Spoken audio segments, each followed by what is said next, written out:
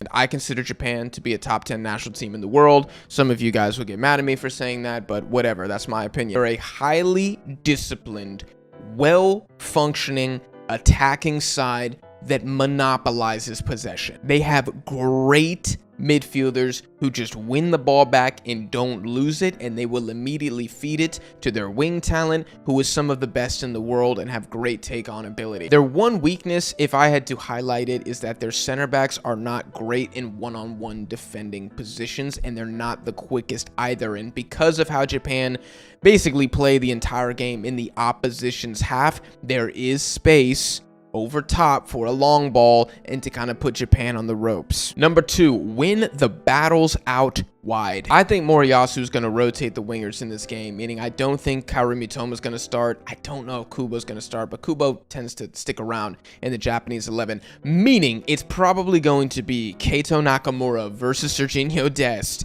and either Junya Ito or Ritsu Doan versus Max Arfston on the opposite side of the pitch. And mother of God, I cannot think of a worse one-on-one assignment. Both of these matchups are awful, actually. Serginho Dest versus Nakamura, I think he's going to put him on skates. If the United States collectively gets dribbled past twice in this game, massive W. Third objective, maybe the most important, whatever you do, minimize turnovers in your own half and in midfield. And I'm telling y'all now, if the United States gets sloppy in the back, if Wataru Endo is winning the ball back in the US half, this is going to be an absolutely disgusting spectacle from the American perspective. That is the worst thing you could do for Japan, because when they win the ball, and their midfield is extremely good at doing that, they're getting a shot off in 3 seconds or less. And now we're in positions where Keito Nakamura is one-on-one versus Serginho Dest, or Kubo is one-on-one versus Max Arfston. I mean, that sentence should just send a chill down the spine of every American watching. I'm not expecting a 6-0, although,